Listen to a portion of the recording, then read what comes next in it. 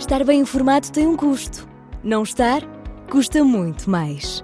André Ventura e António José Seguro estão na segunda volta. E cada detalhe conta. O palco das eleições é no Observador. Acompanhe passo a passo. Assine hoje o Observador e garanta acesso a todos os artigos, agora com 40 € de desconto. Saiba tudo em observador.pt. Esta é a história do dia da Rádio Observador. Terá o governo chegado tarde demais?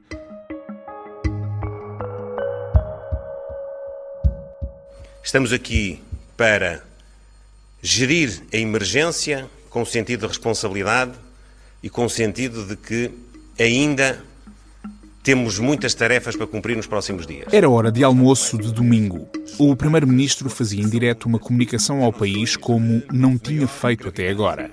Que poderão mesmo chegar à necessidade de evacuação. A avisar claramente a população para os riscos desta semana que agora começa, depois da destruição da semana passada.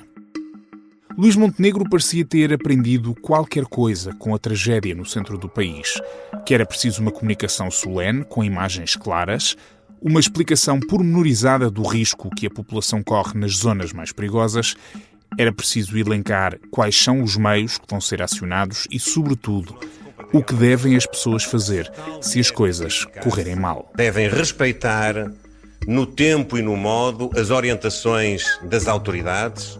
Luís Montenegro fez tudo isto no domingo, à hora do almoço, incluindo anunciar uma série de medidas para apoiar, mitigar, reconstruir. Isenções fiscais, moratórias, linhas de crédito, 2,5 mil milhões de euros para apoiar famílias e empresas e um estado de calamidades estendido até 8 de fevereiro. Mas estamos aqui também com esperança e com confiança. Mas estas palavras ditas em São Bento terão tido o eco desejado pelo governo? Terão chegado a tempo para surtir efeito? Sobretudo numa zona onde foram afetadas não apenas as vidas de quem perdeu as casas, mas também empresas que ficaram literalmente no chão. Prejuízos incalculáveis, negócios e empregos que se perderam à velocidade com que o vento e a chuva derrubaram paredes e coberturas. Nós vamos, mais uma vez, superar este momento. Nós vamos, mais uma vez, reerguer Portugal. Eu vou falar com a Marina Ferreira, ela é jornalista do Observador e tem passado estes dias entre a Marinha Grande e Pombal a ouvir as histórias de quem procura esta esperança otimista de que falava Luís Montenegro no domingo, à hora do almoço. Eu sou o Pedro Benevides e esta é a história do dia de segunda-feira, 2 de fevereiro.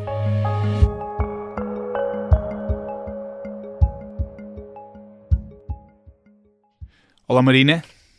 Olá, Pedro.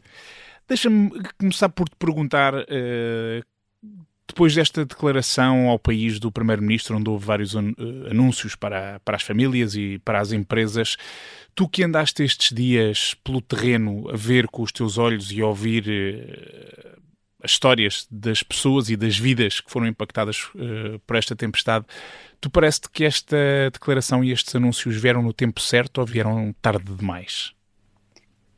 Bem, aquilo que eu ouvi de todas as pessoas que ouvi, tanto empresários como pessoas que tiveram danos nas casas, o que me transmitiram foi que se sentiram abandonadas nestes últimos dias e que o governo e as autoridades não estão a ser céleres na resolução de problemas tão básicos como a desobstrução de estradas, com o entulho que caiu de algumas empresas, bem como na reposição de eletricidade e até de água em algumas zonas de Leiria e de Pombal.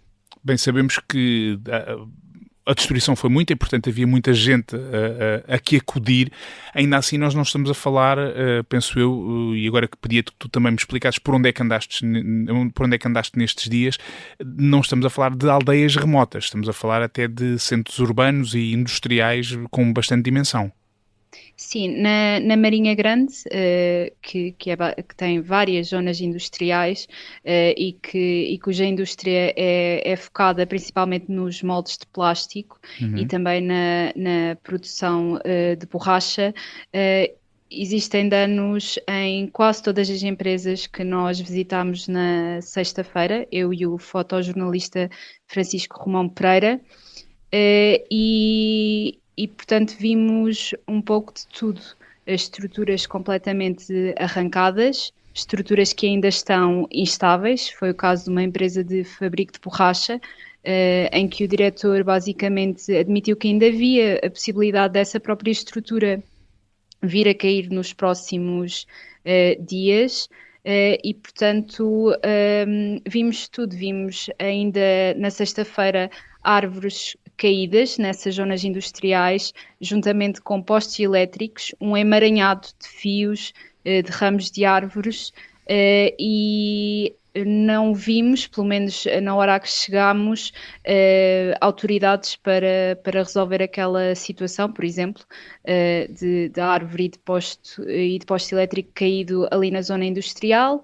Depois, mais tarde à noite, acabámos por encontrar algumas equipas de bombeiros que nos disseram que estavam a trabalhar ininterruptamente há vários dias e que estavam a tentar ir a todo o lado.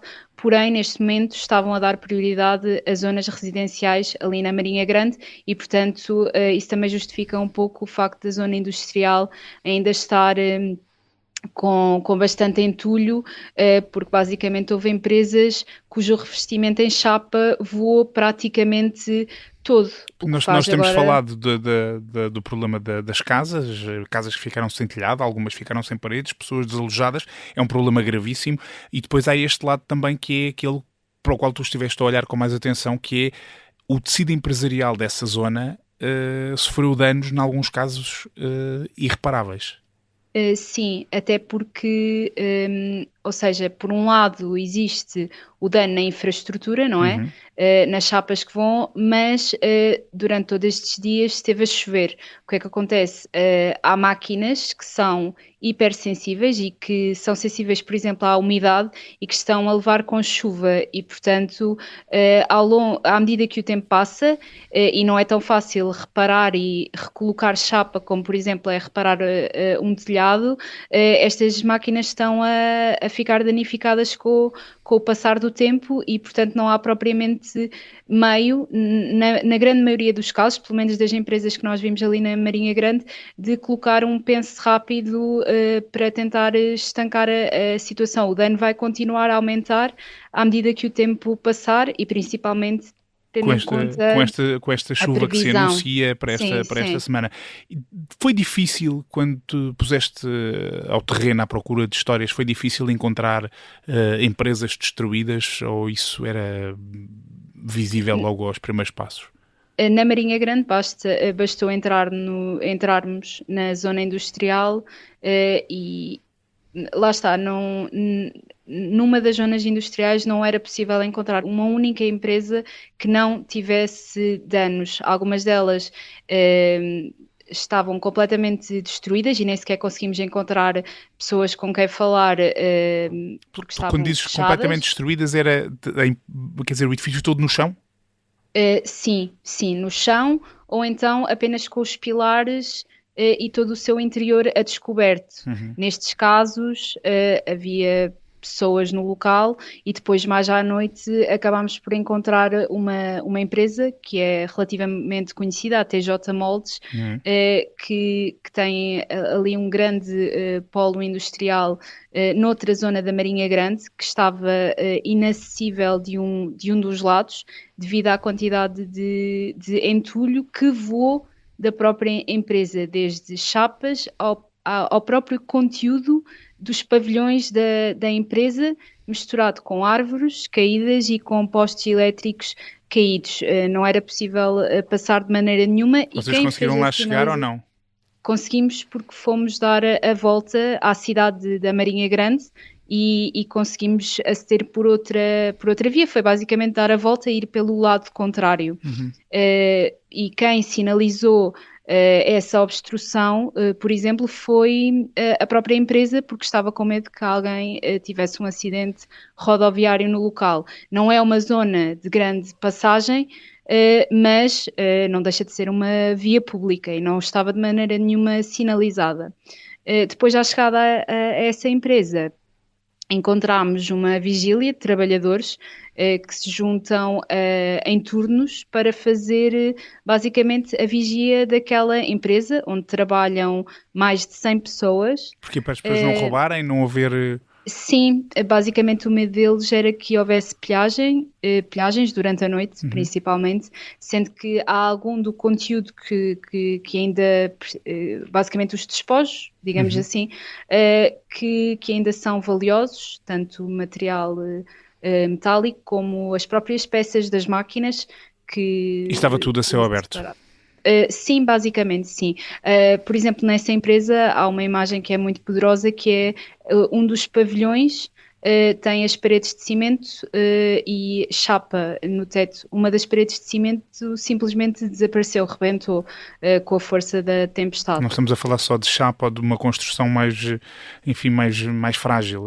Até o cimento Sim. não resistiu. Marina, eu sei que tu andaste por outras zonas, eu vou-te perguntar sobre isso e vou-te também perguntar sobre a forma como isso tudo impactou também a vida das pessoas dessa zona. Até já. Até já.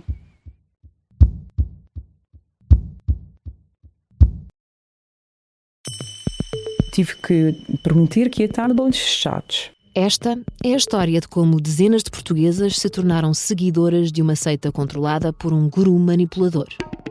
Recrutadas numa escola de yoga em Lisboa, muitas acabam em casas de massagens eróticas ou a serem filmadas em cenas de sexo e orgias. Às vezes até pessoas casadas, e a haver sempre mulheres um bocadinho a tentar seduzir aquele homem e homens a tentar seduzir aquela mulher. Episódio 1. É proibido fazer sexo. Os segredos da seita do yoga. É uma série para ouvir em 6 episódios que faz parte dos Podcast Plus do Observador. É narrada por mim, Daniela Roy, com banda sonora original de Benjamin. Os Podcast Plus do Observador têm o apoio da Kia. Marina Ferreira, novamente a conversa comigo nesta história do dia. Para além desta passagem pela Marinha Grande, tu também estiveste depois pela zona de Pombal, certo? Sim, exatamente. Estive na zona de Pombal, aqui já numa zona mais rural, basicamente na zona da divisão entre os concelhos de Pombal e de Leiria. Aqui também consegui encontrar, já não de uma forma tão centralizada, porque não existe propriamente um polo industrial, mas fiz a minha pesquisa e soube de casos de empresas que tinham sido muito afetadas em Pombal especificamente, e na zona de Colmeias, por exemplo. Estive numa empresa de lacagem que, segundo o testemunho do presidente da Junta de Freguesia dessa localidade, ele tinha-me referido que essa empresa de lacagem simplesmente já não existia. Basicamente... A empresa toda deixou de existir? A estrutura voou praticamente na totalidade. Todo o conteúdo, todas as máquinas, os materiais que estavam a ser trabalhados e que estavam lá dentro, ou estavam espalhados pela rua e pela aquela pequena zona da empresa, e neste momento são puramente entulho. Nós vimos, os donos da empresa estavam naturalmente muito consternados e admitiram que a perda foi total, basicamente. Então o que é que eles vão fazer agora nesse caso? Pois, neste momento ainda havia incerteza. Trabalhavam naquele local cerca de 15 pessoas, daquilo que a gerente da empresa me disse, e foi ainda com incerteza, mas já admitir já que não haverá grande solução. Eles têm seguro, têm outras empresas até na zona que foram igualmente afetadas, não tanto como aquela, mas realmente o que ela nos disse foi que tinha a esperança que pelo menos fosse possível colocar todos os trabalhadores que tinha a seu cargo no fundo de desemprego. Portanto, pareceu-me uma admissão de que iriam entrar em insolvência. E depois isso tem impacto também nas empresas aí à volta, imagino eu. Sim, exatamente, tal como na Marinha Grande também se percebeu, nós também percebemos que havia várias empresas que eram dependentes de outras, porque cada empresa faz um passo do molde de plástico, digamos assim, há a parte da injeção, daquilo que eu consegui perceber, depois já há a parte de fazer mesmo o próprio molde de plástico que é vendido normalmente à indústria automóvel, e também aqui em Pombal percebi que ali naquele local, dessa tal empresa que praticamente desapareceu, haviam vários negócios que dependiam ali daquele serviço de lacagem, por exemplo. Portanto, estamos a falar aqui de danos, imagino, incalculáveis de perdas à conta desta tempestade. Houve alguma história, eu sei que ainda por cima tu és aí dessa zona de Pombal, portanto eu presumo que isso também seja mais difícil quando se está a fazer reportagem, tendo aí uma ligação ao local afetado, mas há alguma história, algumas histórias que queiras partilhar connosco que tenham impressionado particularmente? Sim, eu acho que há duas que eu posso partilhar. Uma delas aconteceu praticamente na minha aldeia. Houve aquela zona é conhecida também por ter várias casas de pessoas que imigraram, especialmente para a França, e há muitas pessoas mais velhas que acabam a regressar depois para gozar a reforma em Portugal. Uma dessas pessoas, que tem 92 anos, uma senhora, basicamente estava incontactável desde quarta-feira, incontactável para a filha que vive em Lyon. Em França, portanto. Em França, A filha exatamente. tentava falar com ela ao telefone e não conseguia porque não havia comunicações. Não só não conseguia falar com ela, como não conseguia falar com alguém que pudesse ir verificar se estava tudo bem, ou que lhe desse a noção do que é que se tinha passado. Ela percebeu pelas notícias que tinha sido grave, mas não tinha como verificar, lá está, o estado de saúde da mãe, o estado de saúde da casa. Então o que ela acabou por fazer foi literalmente conduzir desde Lyon até Pombal para vir verificar se estava tudo bem. Isto também Veio de França para Pombal para ver sim. in loco se a mãe estava bem. Sim, isto também porque os bilhetes de avião, entretanto, aumentaram de preço significativamente. Isto foi um relato que eu tive por parte de duas pessoas que tentaram voltar de avião e que também viram uma romaria muito grande de carros com matrícula francesa, suíça e do Luxemburgo Em direção a para... Portugal. Exatamente, ou seja, o que dá a entender que realmente houve ali um fenómeno de pessoas Muitos que... familiares a não terem outra Sim. solução senão se meterem-se à estrada e virem ver como é que Sim, estavam. e também para vir proteger as casas, porque lá está, a maioria dessas pessoas poupou vários anos e trabalhou vários anos para conseguir ter a casa cá em Portugal, tanto para passar férias como para depois gozar a reforma. E mais, tens mais histórias? Sim, também encontrei numa localidade que se chama Barracão, também pertence ao concelho de Leiria, uma rua. Essa história eu não conhecia, não tinha feito pesquisa, nem tinha sido um relato, foi mesmo uma coisa que eu e o Francisco encontramos enquanto estávamos a passar, porque basicamente a estrada estava muito obstruída com uma estrutura metálica que voou, e então fomos ter com as pessoas e perguntar o que é que se tinha passado, e falámos com uma senhora que tinha a casa completamente, o telhado completamente destruído, várias partes da casa também com vidros partidos, uma casa especialmente afetada, e ao lado dessa casa existia um armazém. Basicamente o que aconteceu foi que a estrutura de metal do armazém voou para a estrada e também contra a própria casa, e todos os dois edifícios eram da mesma família. Então o que aconteceu ali foi que houve um dano de uma dos edifícios em relação ao outro, e também danos da tempestade na casa. Portanto, ali naquele caso existe danos de uma...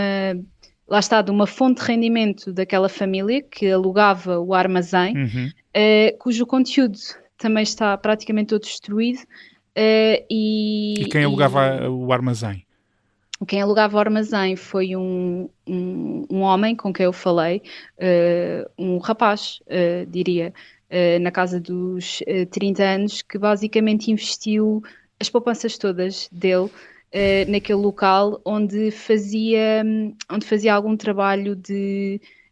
Eu penso que também era de lacagem, se não estou enganada. Aliás, não era de lacagem, era de moldagem de peças de metal, basicamente. Um trabalho muito específico e muito minucioso. Ele aprendeu a fazer o trabalho em fábricas em que trabalhava e decidiu investir ele próprio porque percebeu que era ali uma área de produção que não estava suficientemente desenvolvida naquela região. Investiu, portanto, arriscou e perdeu tudo, basicamente. Foi tudo.